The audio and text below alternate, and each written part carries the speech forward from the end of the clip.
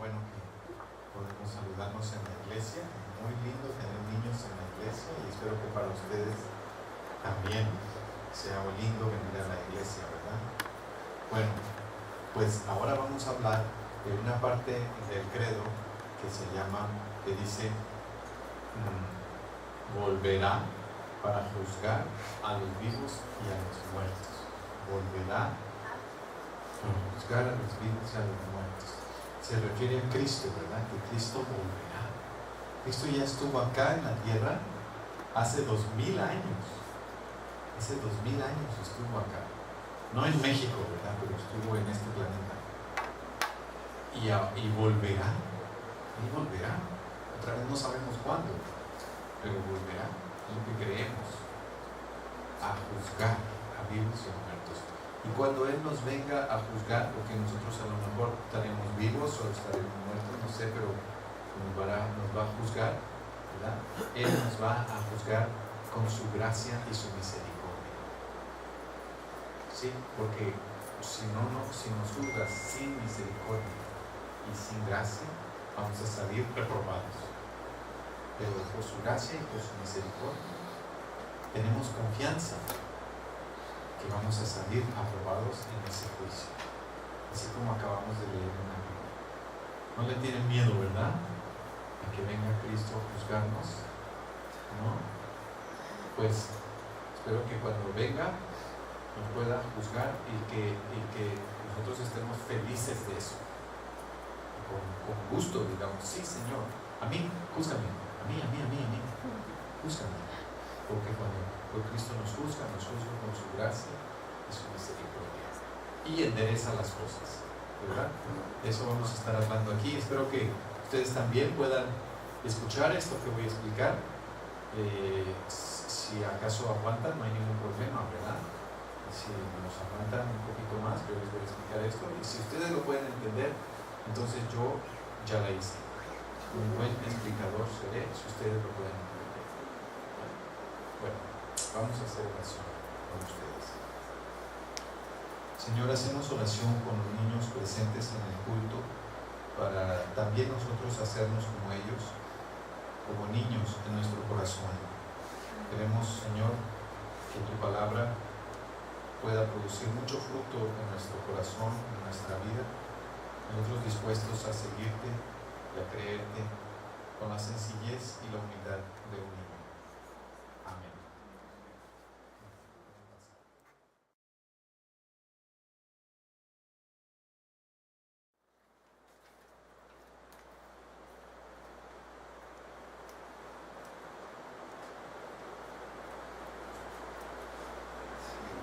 Amén.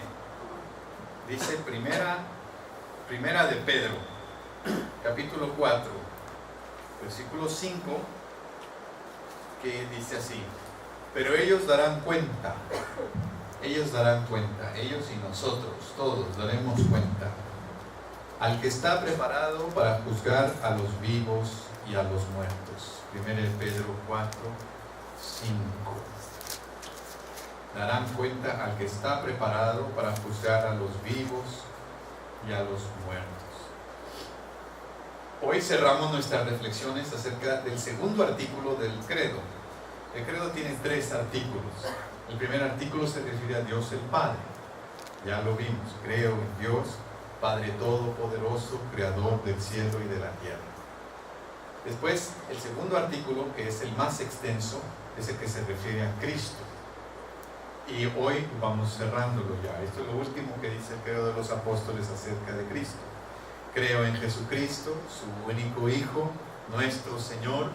Fue concebido por obra del Espíritu Santo y nació de la Virgen María. Padeció bajo el poder de Poncio Pilato. Fue crucificado, muerto y sepultado. Descendió a los muertos. Al tercer día resucitó. Subió a los cielos. Está sentado a la diestra del Padre y volverá para juzgar a vivos y a muertos. Volverá para juzgar a vivos y a muertos. Aquí estamos afirmando algo sobre el sentido de la historia, algo sobre el señorío de Jesucristo y algo sobre nuestra propia responsabilidad ante el Señor. Son 3 cosas que vamos a decir. 3 puntos: el sentido de la historia, el señorío de Jesucristo y nuestra responsabilidad ante el Señor. Entonces comenzamos con este primer puntito: el sentido de la historia. Creemos que Jesús vivió entre los seres humanos, sí, hace 2000 años, ¿verdad?, como un maestro de humildad y de mansedumbre. Jesús vivió como un maestro de humildad. Dijo, llevad mi yugo sobre vosotros y aprended de mí, que soy manso y humilde de corazón. Aprended de mí la humildad y la mansedumbre. Creemos que por su obediencia al Padre Celestial, creemos que por su fe inquebrantable, desde la cruz, crucificado, Jesús es capaz de redimir a todo aquel que en Él cree. Creemos que Jesús ha sido exaltado por encima de todo poder y autoridad. Y creemos que desde su posición de exaltación, Él sigue todavía involucrado con el mundo. Todos los domingos en la mañana pasan por la casa los testigos. ¿Por su casa también? Bueno, por mi casa, yo creo que ya saben, siempre van, siempre los buenos días, los saludo. A veces soy amable, a veces no tanto. Trato de ser siempre amable. Pero el punto es este: Jesucristo fue exaltado hasta el trono celestial, y todo honor, toda gloria, toda alabanza le corresponde a Jesucristo, para que en el nombre de Jesús se doble toda rodilla de todos los que están en los cielos, en la tierra y debajo de la tierra, y toda lengua confiese que Jesucristo es el Señor. Que eso es lo que no pueden hacer nuestros primos testigos, para gloria de Dios el Padre. Creemos que Jesús ha sido exaltado por encima de todo poder y autoridad. Pero también creemos que aún estando allá en el trono celestial, Jesús sigue involucrado con el mundo. Y por eso nos encanta el libro de los Hechos. Porque el libro de los Hechos, que es el segundo libro de Lucas, ¿verdad?, es la continuación de lo que Jesús sigue haciendo en el mundo, pero una vez ya subido al cielo. Pero está presente Jesús en todas las páginas del libro de los Hechos. Está presente Jesús, está con sus discípulos, está con sus misioneros. Por eso me encanta que el primer versículo de Hechos dice, en el primer tratado, oh Teófilo, te conté acerca de lo que Jesús comenzó a hacer. En el primer libro de Lucas, Jesús comenzó a hacer cosas. Pues en el segundo libro de Lucas, Jesús continúa haciendo cosas, ¿no? Entonces Jesús está muy involucrado con el mundo. Aunque está sentado a la derecha del trono de Dios, Él sigue involucrado en el mundo. Está directamente relacionado con el rumbo que lleva la historia de todo el universo y de cada ser humano. Y yo sé que es súper difícil decir esto y creerlo, especialmente cuando abrimos el periódico, cuando prendemos la televisión, cuando escuchamos noticias de cómo está el mundo. Y decimos, Señor, es cierto que estás en control de la historia de la humanidad. Qué difícil creerlo, cuando parece que la humanidad va dando tumbos cada vez peor. Y luego cuando vemos cosas también que nos pasan a nosotros como individuos, decimos, ¿cómo? Es cierto, Señor, que tú tienes el control también, no solo de la historia de la humanidad, sino de cada ser humano, incluyéndome a mí. Y que en tu mano, Señor, están mis tiempos, como dice ese salmo precioso. Y sin embargo, dice el capítulo 14 de Romanos que leímos juntos, porque Cristo para esto murió y resucitó, y volvió a vivir, para ser Señor, así de los muertos como de los que viven. Y Cristo es el Señor. Y la historia humana, entonces, tiene sentido la historia de la humanidad tiene sentido. No es solamente una serie interminable de sucesos trágicos y sin sentido que van guiados por el azar y por la casualidad. En México diríamos por el camote, ¿verdad? Que la historia va guiada por el camote. No. La historia, Dios la va guiando, Jesús la va guiando y le va dando sentido. Creemos que el mundo está marchando hacia un punto final. Y que ese punto final, ahí en ese punto final, está sentado Jesucristo como juez de toda la historia. Creemos que sí, este mundo va rodando y va dando muchas vueltas, pero va dando vueltas hacia ese punto en el que habrá un juicio final de toda la humanidad, de los vivos y de los muertos. Los cristianos, ¿verdad? En estos últimos tiempos, especialmente alrededor del año 2000, que venía el año 2000 y luego que pasó el año 2000, bueno, siempre sacamos algo de la manga al calendario maya o alguna otra cosa. Siempre hemos demostrado mucho interés por el fin del mundo. No sé por qué a los cristianos les ha preocupado tanto, nos ha preocupado tanto el fin del mundo. Recuerdo cuando yo era adolescente, se puso muy de moda que el mundo se iba a acabar en unos cuantos años, como en 5 o 6 años se iba a acabar, ¿verdad? Y recuerdo tanto a una chica de nuestro grupo de adolescentes que decía: no es posible, yo me quiero casar, quiero tener hijos. Se ponía triste porque el mundo se iba a acabar y ella no iba a poder tener su familia. Y los demás chicos del grupo de adolescentes la veíamos mal a ella, la condenábamos, decían: mira, ¿cómo es posible que no quieras que el mundo se acabe? ¿Sí? Imagínense qué distorsión de la vida se produce en la vida de un chico adolescente que en la iglesia le dicen que el mundo se va a acabar y que ya no tiene por qué tener planes, ni proyectos de vida, ni esperanza, ni nada. ¿Qué nos pasa? Es cierto que Cristo va a venir, pero no sabemos cuándo. Puede venir hoy mismo, nomás que termine de predicar, ¿verdad? O puede venir dentro de 400,000 años. No nos toca a nosotros ese asunto. Es un asunto que no nos debe pues de preocupar. Decía Martín Lutero: Cristo va a venir, pero igual hoy planto un árbol. Si planto un árbol, yo sé que la sombra de ese árbol y los frutos de ese árbol no me van a tocar a mí, me van a tocar a la siguiente generación. Es decir, estoy pensando en el futuro de este pueblo, en el futuro de esta tierra, el futuro de mi gente, de mi familia.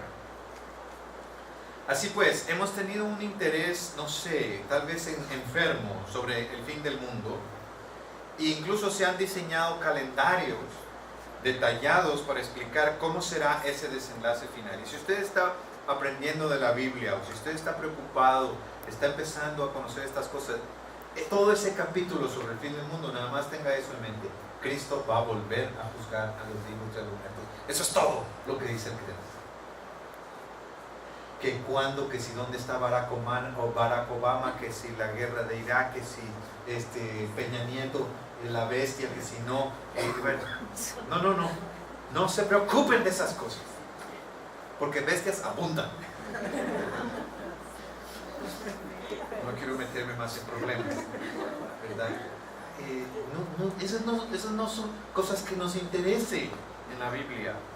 Algunos incluso de manera inicua y no muy lejos de nosotros, aquí nomás cruzando el río, en el sur de Texas, ¿verdad?, han amasado fortunas vendiendo libros y películas de imaginaciones y de relatos ficticios acerca de cómo va a ser, que cuando va, que si un arrebatamiento, que si no, que si qué va a pasar, y que si los que se quedan y que si no, y hacen una novela que han vendido con mucho éxito y se han hecho millonarios con novelas acerca del fin del mundo. Hermanos queridos, con todo cariño, les prohíbo comprar una novela de esas. No gasten su dinero en eso. Den lo mejor de ofrenda aquí. Ya si alguien le regala una novela de esa, bueno, lean la primera y la última página y luego tiran a la basura. No podemos saber cómo será, ni podemos empezar a imaginarnos, ¿verdad? Y las imaginaciones de alguien elevarlas al grado de doctrina o de creencia.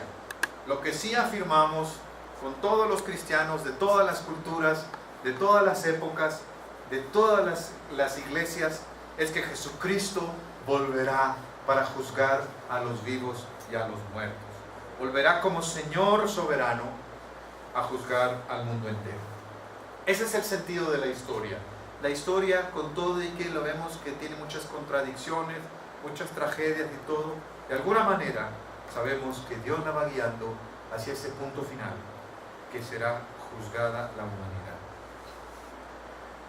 El segundo tema que les dije que íbamos a hablar es acerca del señorío de Cristo, el señorío de Jesucristo. Si nosotros quitáramos el juicio de nuestro mapa, si lo quitamos, nos queda una sensación de falta de justicia, una sensación de desesperanza, ¿no es cierto? Nos queda como que el mundo realmente no es justo. Si no hay un juicio, entonces nos falta ese sentido de justicia. Pero el decir que Jesús es Señor sobre todo el universo, esto quiere decir que el Señor Jesús impartirá justicia al fin de los tiempos. Esperamos que Jesús le ponga el punto final a la historia. Nadie más que Jesús está capacitado para realizar esa tremenda tarea. El de Nazaret, el que no tenía dónde reposar su cabeza por las noches, ese que tenía una sola túnica,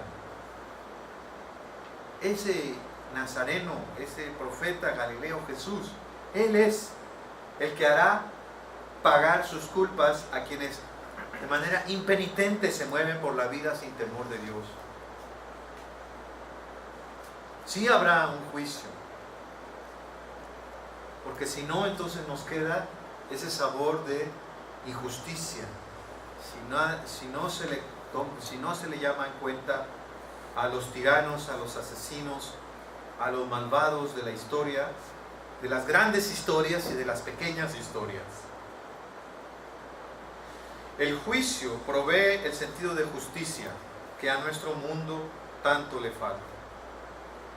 El juicio también nos inspira la esperanza, porque sabemos que Dios se encargará de arreglar todo asunto torcido y que personalmente Dios se interesa por las causas de los afligidos. El salmo que leímos hoy no podía haber quedado mejor para este sermón, el Salmo 7:4, en donde ahí se dice que Dios le está pidiendo al salmista: actúa, Señor, actúa. Y no solamente ese salmo, sino hay muchos otros salmos que le piden a Dios que traiga su justicia. Y en otros salmos el salmista dice: júzgame, oh Dios, júzgame, oh Dios. ¿Cómo es posible que alguien quiera, anhele, desee ser juzgado? ¿No? Cuando tenemos esta idea de juicio, a lo mejor algunos de nosotros decimos: ay, nanita, ¿a dónde me escondo? Mejor que las piedras me cubran. Yo no quiero ser juzgado porque voy a salir reprobado. Pero en los salmos, el salmista está ansioso por ser juzgado. Está dando de brincos, dice: júzgame a mí, júzgame a mí. ¿Por qué? Porque en la Biblia el concepto de juicio significa enderezar las cosas, que se enderezan las situaciones. Dios, al juzgar, rectifica los asuntos. Al juzgar, Dios entonces trae rectitud. La justicia bíblica es la restitución, la restauración, la restitución de la dignidad del que ha sido afligido. Por eso, Cuando decimos que Cristo va a juzgar, es que va a enderezar las causas de los afligidos. Ningún crimen cometido quedará impune. Ningún abuso contra inocentes prevalecerá. Ante Jesús se tendrán que rendir cuentas de todo, sin quedar nada escondido. Y aquí voy a hacer un breve paréntesis del capítulo 17 del libro de los Hechos, en donde el apóstol Pablo estuvo en Atenas predicando en el lugar público, ahí en donde estaban los filósofos en Atenas. Es el capítulo 17 del libro de los Hechos. Y en el versículo 18 dice de qué se trataba, con quién estaba dialogando Pablo. Capítulo 17, versículo 18. ¿A quiénes menciona ahí? Capítulo 17, versículo 18. Dice que estaba con unos filósofos ¿de qué tipo? Epicúreos y estoicos. Epicúreos y estoicos. Mire, Pablo estuvo dialogando con epicúreos y estoicos. Y a los dos más o menos les dice la misma cosa que viene ya en el versículo 31. En el versículo 31 y habla del tema de hoy. Pablo. Que Dios juzgará al mundo, ¿verdad?, con toda justicia por medio de un hombre a quien ya tiene designado, que ese nombre, ustedes ya saben quién es Jesús, ¿verdad? Que Jesucristo será el que ejecutará el juicio de Dios, pues Dios lo ha aprobado al resucitarlo triunfante de la muerte. Ahora, ¿en qué sentido, para unos y para otros, epicúreos y estoicos, el asunto del juicio es importante? Voy a tratar de ser súper breve en esto, solamente explicar de pasadita, porque esto es tema para toda la tarde, ¿verdad? Ustedes se traen una torta, una telera, una coca y nos quedamos toda la tarde explicando, porque esto me fascina.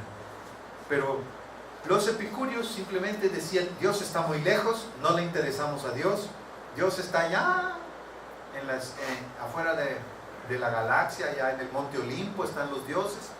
Él o los dioses allá están tan lejos de nosotros que no le interesamos. Lo que pasa en el mundo no le interesa a Dios. Ese es el punto de los epicúreos. Y a ellos le decimos: pues sí, habrá un juicio. Sí, Dios juzgará. Dios se interesa por los asuntos del mundo. Se interesa tanto que juzgará.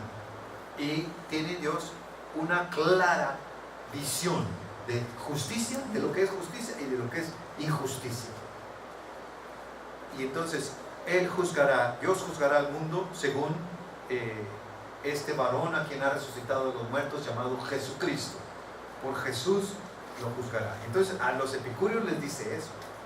Y a los estoicos, que tenían otro punto de vista, que decían, los estoicos decían: todo está bien.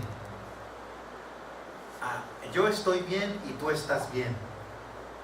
Ahí había un libro de psicología que hablaba de eso. I'm okay, you are okay. Yo estoy bien y tú estás bien. Todo está bien. Así como está bien. Entonces lo principal que podemos hacer como seres humanos es resignarnos a esta suerte que nos tocó. Y así como nos tocó, está bien. Entonces todo está lleno de Dios, porque Dios está, o sea, los epicúreos tienen un punto de vista contrario a los estoicos. Los epicúreos veían a Dios muy lejos, los estoicos lo veían en todo está Dios, porque así quiere Dios que sean las cosas, siempre se hace la voluntad de Dios y todo está bien. Ese es un punto de vista estoico. Y a ellos Pablo les dice: pues no, hay muchas cosas que no están bien. Y leímos en el Salmo 74, ¿verdad? ¿Por qué los violentos se salen con la suya? ¿Verdad? Y mira cómo destruyeron tu santuario, Señor. Mira cómo pisotearon a tu pueblo. Y entonces no está bien, ¿verdad? No todo está bien. Va a haber un juicio en el que Dios enderezará lo torcido.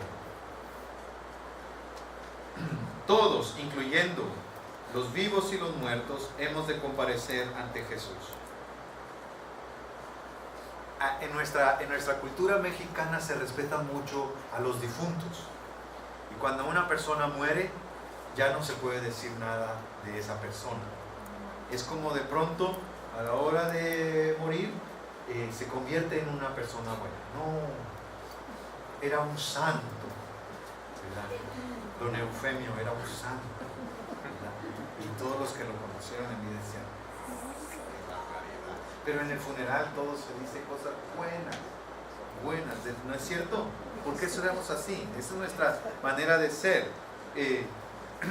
Es como si la muerte de pronto hace buena a una persona, sin importar lo mala que haya sido en la vida. Y así, los muertos tienen una protección especial contra chismes, contra calumnias y contra malas lenguas. ¿No? Se dice, en paz descanse, Dios lo tenga en su santa gloria, pero no se dice lo sinvergüenza que fue. Pero Jesús, miren, alcanza en su señorío universal tanto a vivos como a muertos. Nadie queda fuera de su gobierno y de su juicio. Bueno, pero la tercera cosa que íbamos a reflexionar hoy, una era sobre el sentido de la historia, la otra, el señorío de Jesucristo, y la tercera, sobre nuestra responsabilidad. Si Jesús es el juez universal, y si nadie, ni vivos ni muertos, nos escaparemos de rendirle cuentas a Jesús, nada más, entonces podemos abandonar nosotros la tarea de juzgarnos los unos a los otros. No nos corresponde a nosotros hacernos jueces los unos de los otros. Esa tarea no es nuestra. Nuestra responsabilidad es el amor. Nosotros tenemos que amar, no juzgar.